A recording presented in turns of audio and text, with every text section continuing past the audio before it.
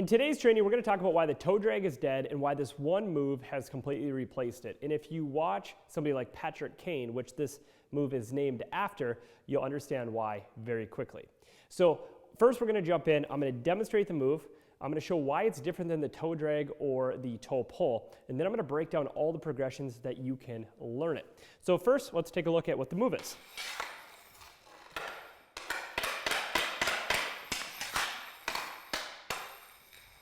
Now on the surface, it looks very similar to a toe drag.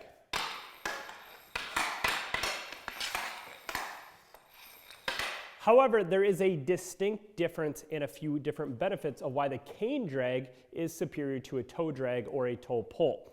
Now, let's break down the movement first, and then we'll talk about why I think it is a better move for you to learn and ultimately use in your game. So first, the move is going to break down with some type of dribble pattern, right? There's essentially the dribble that is always handling the puck, and then we decide we have to make a move. So we're in our dribble. Now that dribble could be front body, it could be quarter, it could be front forehand or forehand, where we're going to see this move often performed. Now, once we realize that we have to create some lateral movement, we're going to bring the puck to our heel, and the puck is now going to travel at a lateral direction. So since I'm a left-hander, it's going to travel to my left side, but it's also going to track back a little bit at an angle, okay? And this will set up the movement pattern next. So it's going to either pull back here, it could be here, it could be here. But at some point, the puck is going to move out that way, and it's also going to track back. And the reason being is that if I'm a defender and the puck moves this way, I'm going to start to move this way, which is why we create that lateral deception to get the defender's hips to turn.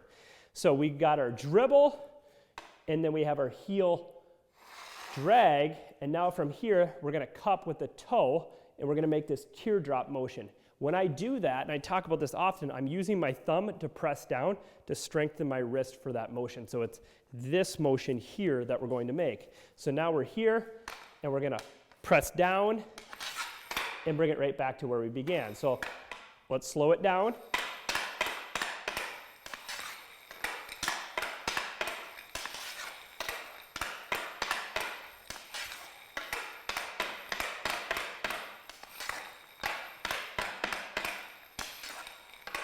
Now, what I like about the Kane drag is that I can do that here, here, or over here, whereas a toe drag, it's often the puck is out in front of us and we're pulling it straight back and in. And the issue I have with the toe drag is that often doesn't create lateral deception. See, a Kane drag, this little movement here gets the defender to shift their hips and their eyes, whereas a toe drag, we're here and through. Now, that works at the mite level, it works at the squirt level, maybe even the peewee level, but when you start to play college Division I or NHL, even the Olympics, that's not going to work. You don't see that happen. What you see instead is that lateral movement here, and then they bring it back. So that is the Kane drag.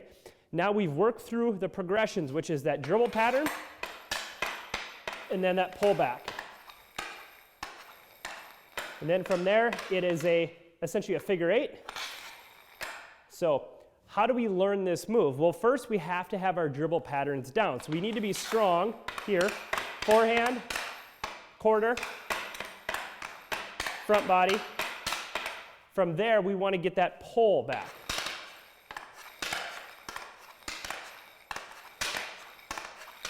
Okay? If we have our dribble down and we have that backhand pull back down, from there, the next move we want to use is a figure eight pattern. So we'd be here practicing up and around.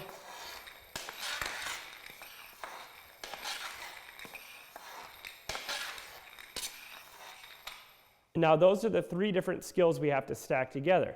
Once we can perform those three skills, now we're going to merge them together. And before we do it with movement, we're going to do it stationary. So we'd be standing. We can practice here.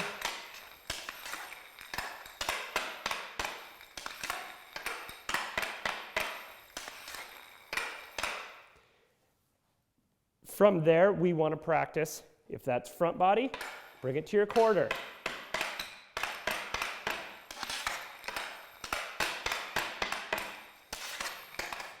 Now, let's practice forehand.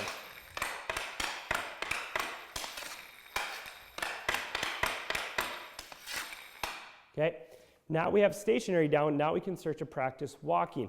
I've set up a 5-gallon bucket and a stick, and we're going to approach the defender nice and slow. Dribble, backhand pull, and around. Now we can walk a little faster. Dribble, around. Now we can pull it even further. Dribble, big pull, and around. One more time. Dribble, pull, and around.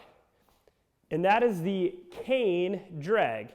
And big thing, just to drive home that I like about it over the toe pull, is that the fact that this move can live here, it can be used here or here, where often the toe pull is just used here and around, and it doesn't often get the hips of the defender to shift. What it's really doing is getting them to fish for the puck, but a good defender is not going to do that.